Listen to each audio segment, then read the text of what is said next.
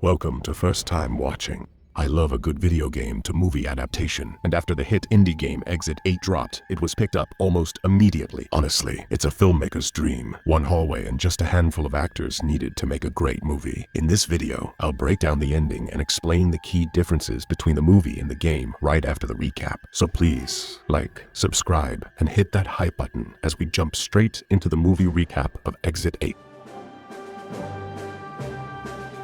Ninomiya is standing in a train when a baby starts crying. One of the businessmen starts screaming at the poor child's mommy. He puts in his earplugs and ignores it. Then he arrives at the station and gets a call from his ex-girlfriend. She's in the hospital. She tells him she's pregnant, and even if they're no longer together, she ain't no hoe, so she's sure it's his. He is clearly freaking out and is having an asthma attack. The call suddenly drops. The train station changed, and he is now in a long white hallway where a man walks towards him. Ninomiya goes around the corner where he finds a photo booth, and then he walks past the sign that says he's on level 0. He goes around the corner and he walks into exactly the same hallway where exactly the same man walks past him. Then he walks around another corner, again past the strange photo booth, and finds yet another sign telling him he's on level 0. And as he goes on, he is in the same long hallway with the same man. A sign tells him the exit is on level 8. As he walks past the sign, the back of it tells him to turn back, but he proceeds, rounds the corner, and arrives back at the level 0 sign, then around the corner again, into the same hallway with the same man walking towards him. Except this time, the man stops and smiles at Ninomiya, so he runs past the man as quick as he can, and finds himself still on level 0. As he rounds the corner, he is in the same hallway with the same man walking towards him, so he runs back and surprise, still level 0, and runs further, and is back in the hallway with the man. He tries the fire alarm and some of the other doors, but the alarm doesn't work and the doors are locked. He looks at the posters and blood starts coming down the walls and ceiling. So he runs back the way he came and finds the man standing still. He is now on level 1. Next to the level sign is an instruction board. Do not overlook any anomalies. If you find an anomaly, turn back immediately. If you do not find any anomalies, do not turn back and finally go out from exit 8. He turns around the corner and finds himself back in the hallway with the man. But this time, he looks around. He tries to talk to the man, but he just ignores him. As he walks through the hallway, the lights are spread weirdly across the ceiling, and he is back at level 0. Ninomiya takes out his phone in the next hallway, and takes as many pictures as he can to try and scope out anomalies. And after he walks on past the photo booth and lockers, and finds himself on level 1, he then goes on to the hallway again, and looks at his phone, but the pictures are blurred out. No cheating allowed. The man stops behind him again and smiles, so he walks back out of the hallway and finds himself on level 2. The hallway restarts, and Ninomiya checks for anomalies. He can't find anything. Then he checks the lockers and the photo booth, but nothing seems out of the ordinary until he hears a crying baby in one of the lockers. He opens the locker, and as he closes it again, the sound's gone, and then all the lockers start crying, so he runs back and finds himself on level 3. His asthma is getting worse. He is back in the hallway and checks for anomalies. Everything looks okay, but then he notices that the eyes on the posters are following him. As he walks at the eyes, they shoot back into position, so he starts walking back and now arrives at level 4. In the next hallway, he repeats the process. Nothing seems to be wrong, so he proceeds to the lockers and photo booth. Everything seems normal, so he rounds the corner and gets to level 5. Next hallway, he repeats his checks for anomalies when his phone rings. It's his ex-girlfriend. He picks up and she asks him where he is. She tells him she can't decide if she wants to keep the baby or not. Without thinking, he walks on with the phone still to his head. She is behind him in the hallway, and he is back at level 0. The phone call was the anomaly. So now he is back at the beginning and he walks around the corner. The hallway is very bright and yellow. His spirit is broken. The stress is getting to him. He collapses in the middle of the hallway, and then when nothing happens, he stops acting like a little baby boy bitch and gets back up. He walks back out of the hallway, and as he reminds himself it will be okay, he's back on level 1. When he rounds the corner, there is a little boy standing in the middle of the hall, so he walks backwards, but this time he's on level 0, which means the boy wasn't an anomaly. The boy runs after Ninomiya and then passes him into the hallway. We now follow the man that keeps walking the hallway. He was stuck there too, and when he was stuck, he was also with the boy, and there was a woman who walked the hallway. He is checking for anomalies, but before he goes around the corner, he asks the boy if he saw something. The boy doesn't answer, so the man goes on and is on level 5. They round the corner again. The woman walks up to them, but then she stops and asks if he's lost. She asks if she can accompany them. He tells her yes, and keeps keeps on checking for anomalies. She asks him where he thinks they are. If they are dead, are they in hell or purgatory? She stops him and asks him if he just wants to keep on going to work every day until he dies. If he wants to stay stuck in his current loop, she asks him if he even wants to leave. He could stay. They could stay together. And then she stops talking. Her voice changes. It is becoming lower. So the man takes the kid and runs back with him. They arrive on level 6. The next hallway is back to normal. So he starts looking for anomalies again. The boy stops in front of one of the doors, so the man walks up to him. The boy was looking at one of the doorknobs. It was in the middle of the door. The man didn't check it, so he's back at level 0. He rips the instruction panel off of the wall and kicks it and is losing his mind. He walks up to the boy and apologizes. They go again. This time, there is a set of stairs at the end of the hallway.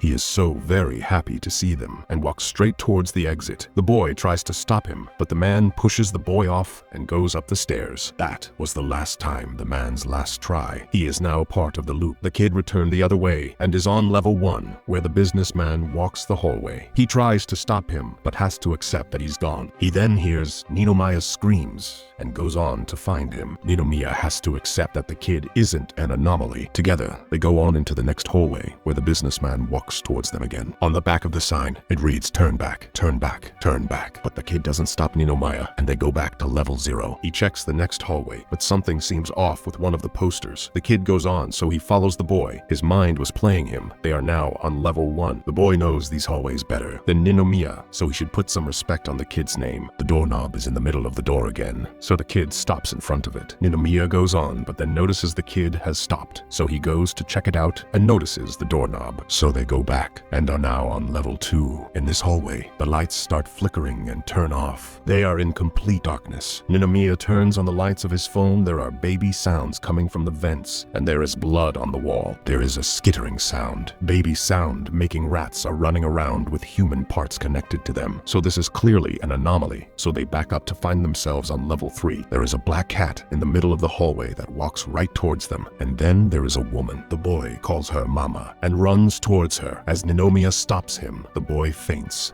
and they turn around to go to level 4, where he waits for the boy to wake up. He asks him if he's lost his mother, so the boy tells him he did on purpose. Ninomiya asks him why. He doesn't answer, then asks for his dad, but the boy's never met him. They get back up and go into the next hallway, but the boy stops him because the 8 is upside down, so they walk back and are on level 5. Just 3 more levels. They check the hallway when one of the doors opens. It's completely dark inside. He can see himself in the darkness, back when he was in the train, and he looks at himself. Ninomiya slowly closes the door, and they go back and arrive on level 6. The boy gives a seashell to Ninomiya for good luck and protection. The next hallway, they can hear a siren going off. Water starts coming around the corner. Ninomiya starts running, but the boy falls. So he stops too, and they get swallowed by the wave. It reminds him of going to the beach with his ex and the boy. She tells Ninomiya it will all be fine. He'll protect him. The boy walks up to Ninomiya and gives him that same seashell. Back in the hallway, Ninomiya lifts the boy up onto the exit sign, and they try to hold on to hopefully ride out the waves, but he can't hold on and gets dragged away. When the waves finally stop, the boy wakes up in the hallway, and it's filled with crap. He slowly starts walking backwards out of the hall and is now alone on level 7. As he walks around the corner, the hall repeats itself. The businessman walks towards him, and he just walks on without checking and goes around the corner. Ninomiya enters the hallway and checks for anomalies. Since he can't find any, he checks the lockers and the photo booth, and then goes around the corner. He is at level 8. There is a set of stairs that goes down. He looks at the shell and walks towards the staircase. He goes down and has returned to the normal world. He is surrounded by people again and gets himself a bottle of water from the vending machine. He looks at the exit sign and calls his ex and tells her he's on his way to her. He steps in the train and can hear a baby crying. A businessman starts screaming at the poor mother. His one regret was that he did nothing about the screaming man before, so this time he turns towards him.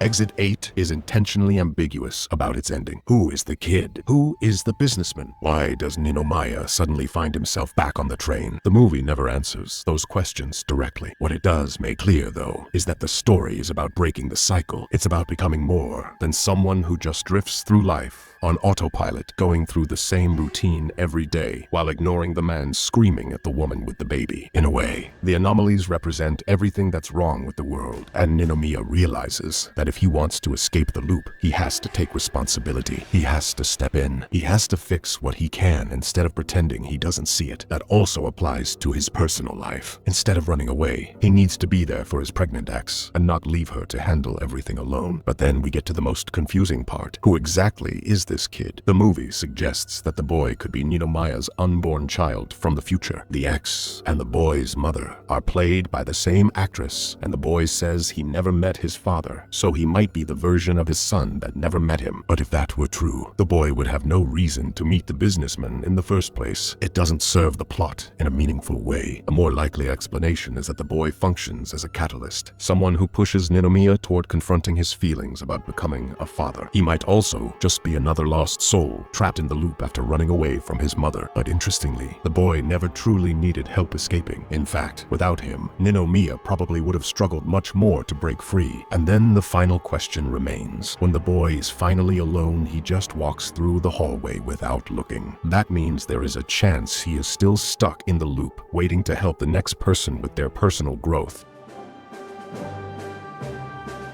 The movie does a really good job of capturing the essence of the game, but it does change one major thing. The game has absolutely no story. So, to make the movie more engaging, they obviously had to create one. The anomalies we see in the film are also present in the game, and there are actually even more of them in the original version. So in that regard, they definitely did a great job staying faithful to the source material, except for the fact that they added the lockers and the photo booth.